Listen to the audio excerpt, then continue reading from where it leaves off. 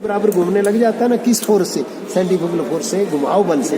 तो इसमें घुमाव बल आ जाता है। जब जोर से घूमेगा तो क्या होगा, वैसे स्प्रिंगों ने इन ये वेट है, ये देखो मैं फैला के दिखाता हूँ, ये वेट है, तो इनको स्प्रिंगों ने अंदर खींच रखा, दिखाई तो दे रहा ना आपको साफ। जब ये मोटर 1400 आरपीएम की है, 1100-1200 आरपीएम पकड़ जाएगी, तो ये वेट, ये स्प्रिंग में इतनी जान नहीं है कि इनके फैलाव को रोक सके, तो ये स्प्रिंग की ताकत कम हो जाएगी और घुमाव बल की शक्ति ज़्यादा हो जाएगी। इसको वेट ऐसे बाहर फैल जाएंगे और ये जो आपका इसको बॉबन बोलते हैं कार्बन का, इसका बैकलाइट बॉबन, इसको पीछे खींच लेंगे, छोड़ना, इसको पीछे खींचोगे तो ये इसने इसको दबा रखा था, इसको दबा रखा था, तो जिससे यहाँ एक कनेक्ट, ये देखो ये 2 पॉइंट है, ये मैं इसको पीछे करता हूँ, ये 2 पॉइंट है ना, ये आपके नीचे कॉन्टेक्ट है, हाँ नीचे कॉन्टैक्ट है ना, एक फिक्स कॉन्टैक्ट है, एक ये मूवेबल है, वो खुल जाएगा तो स्टार्टिंग वाइंडिंग कैपेसिटर वाइंडिंग से सर्किट से कट जाएंगे। तो ये इसको काटने के लिए होता है, ये देखो इसको दबाओगे तो भी पीछे हो जाएगा और वेटों को उठाओगे तो भी पीछे हो जाएगा। तो ये घूमने से पीछे हो जाएगा। जैसे ही मोटर खड़ी होगी दोबारा फिर आ लगेगा, जैसे स्टार्ट करोगे फिर इसको कैपेसिटर को भी और आपकी स्टार्टिंग वाइंडिंग को करंट दे देगा, जो सर्किट में आ जाएंगे, फिर ये काट देगा सर्किट को, सीरीज सर्किट ओपन कर देगा, फिर कट जाएगा। जब मोटर खड़ी है तो ये लगा रहेगा, सर्किट बंद रहेगा इसका क्लोज, जब चलती है जब तक तब तक ही ओपन रहेगा, और तब तक ही ओपन चाहिए। दोबारा फिर लगा चाहिए कि दोबारा स्टार्ट करनी तो क्लोज चाहिए ना, समझ आ गई होगी। ऐसी वाइंडिंग होती रही है। इधर कम्यूटेटर भी दिखाई दे रहा है, अगर आप लाइट मारो और क्लियर दिखेगा, मोबाइल वगैरह जला दो ये दिख जाएगा, अंधेरा सा है ना, दिखता नहीं। जैसा कम्यूटेटर आपने वहाँ देखा वैसा यहाँ मिलेगा आपको, वो दिख रहा है, नहीं दिख रहा है, वो कम्यूटेटर उसमें बुश लगे हैं, ठीक है ना। और ये आपका आर्मेचर है, तो ये आर्मेचर क्लियर दिख गया। अब रही बात फील्ड की, थोड़ा साइड, जैसे हमने फील्ड वहाँ देखे ना फील्ड, वो पोल मैंने दिखाए, सीरीज, शंट, इंटरपोल सब दिखाए, वही उसी प्रकार के ये लोहे का पोल है, इसके नीचे लोहे का टुकड़ा है जिसपे कसा हुआ है, और इसके उस लोहे के चौरस टुकड़े के ऊपर कॉइल लपेट। सर वो कॉइल वही थे, पेपर लपेट रखा जी? नहीं, ये कॉटन टेप कॉइल है, इसके नीचे फील्ड कॉइल है। हाँ, यही फील्ड कॉइल है, ये फील्ड पोल है लोहे का, इसके अंदर लोहा है, पोल शू, और उसके ऊपर कॉइल चढ़ी है। तो और डीसी सप्लाई जब हम बाहर से देंगे वही डीसी सप्लाई पोल को देंगे, वो 2 पोल की सर्दी है। हाँ, 2 पोल की मोटर है, डीसी मोटर, स्थायी चुंबक बन जाएगा। स्थायी चुंबक बनेगा तो वही हमें चाहिए होता है। एक वो जो कॉन्सेंट्रिक वाइंडिंग जो अपन ने बताई पढ़ाई थी ना सर, कॉन्सेंट्रेटेड, वो जो अपन ने कॉन्सेंट्रिक फॉर्मे के ऊपर करते हैं, फॉर्मे के ऊपर, वही होती ना, वही।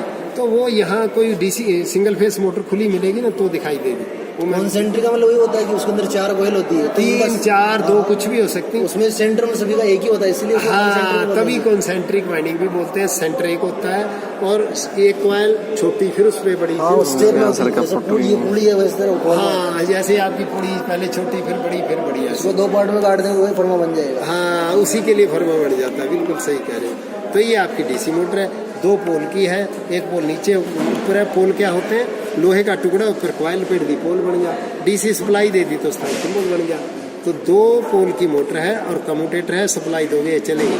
बट अब ये कट वे मॉडल है, पता नहीं चलेगा कि नहीं चलेगा, इसके लिए कोई सही नहीं। इसकी सिंगल मोटर देखता हूँ सर, इसका जो ये फील्ड है, उसको भी तो फर्मे पे बनाते हैं, वो वाला फर्मा होता है। हाँ, वो तो देखो फर्मी पे तो बनाना ही पड़ेगा ना, चाहे कील गाड़ के बना लो, पर ये बहुत बड़ी कॉइल होती है, इसलिए आमतौर पे इसका अलग आता है। हाँ, आमतौर पे लकड़ का गुटका लेके इसके साइज का, जिस साइज की उसके दोनों तरफ बैकलाइट की या लकड़ी की फटियां लगा देते हैं। उसके बाद कितनी भी बड़ी उसमें बना लो।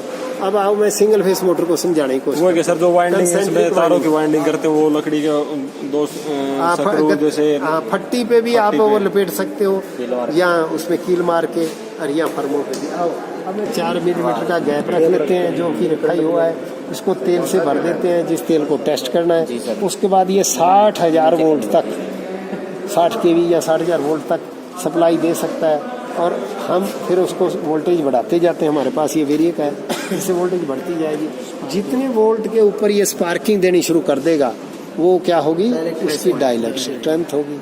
तो वैसे आपको मालूम होना चाहिए कि जो हमारे अच्छे ट्रांसफार्मर आयल हैं, उनकी डाइलेक्ट्रिक स्ट्रेंथ क्या होनी चाहिए, मालूम है किसी को? 10 से 12, बुक्स में लिखा रहता है, पढ़ा हुआ मैंने, 10 से 12,000 वोल्ट पर मिलीमीटर, पर मिलीमीटर, यहाँ 10 से 12 केवी, किलो वोल्ट मतलब केवी पर मिलीमीटर। अब हम अगर 1 मिलीमीटर का गैप रखेंगे हमें स्पार्क क्लियर नहीं होगा, इसलिए हमें 3 या 4 का रखना पड़ता है। जब पर हम 10 ही ले लेते हैं कि 10 केवी पर मिलीमीटर। फिर वो गेप किसे मेंटेन करते हैं? वो हमारे पास मान लो इस तरह की गेज बोल दीजिए, गेज या फुटा जैसे होता है, इस तरह की पट्टी होगी जो, इसके अंदर एडजस्ट कैसे करते हैं? वो तो कोई दिक्कत ही नहीं। इसके अंदर एडजस्टमेंट है ना, हम इसको आगे पीछे कर सकते हैं, स्क्रू सिस्टम है, उसको आगे पीछे हम कर सकते हैं, वो नो प्रॉब्लम। हाँ, वो गैप अंदर डाल के 4 mm की पट्टी हम सेट कर सकते हैं। अब मैं जो चीज़ बताने जा रहा हूँ वो ये है, 1 mm के गैप पे स्पार्किंग क्लियर नहीं होगी क्योंकि तेल के अंदर है, तो हम कम से कम 3 या 4 mm का गैप रखेंगे। अब 4 mm का गैप रखें और हम ये चाहते हैं कम से कम 10,000 वोल्ट ऑयल जरूर स्टैंड करें, तो फिर कितने 4 mm में कितने वोल्ट पे ट्रिप करेगा, स्पार्किंग शुरू होगी? 4 दाया 40,000 वोल्ट केवी या 40,000 वोल्ट पर। अगर 40,000 वोल्ट तक तेल स्टैंड कर रहा है तो सही है, नहीं कर रहा तो बेकार है, उसमें मॉइस्चर है या कोई कार्बन है, कचरा वगैरह है। तो 4 mm में 40 आ गया तो 1 mm में 10 हो ही गया।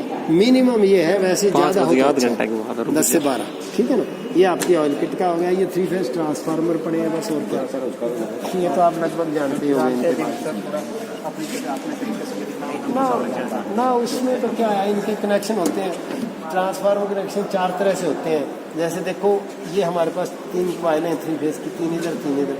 इनको हम स्टार में भी दोनों को जोड़ सकते हैं, डेल्टा में भी जोड़ सकते हैं।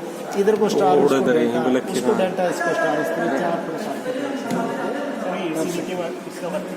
ये मेरे ख्याल 1 सर्किट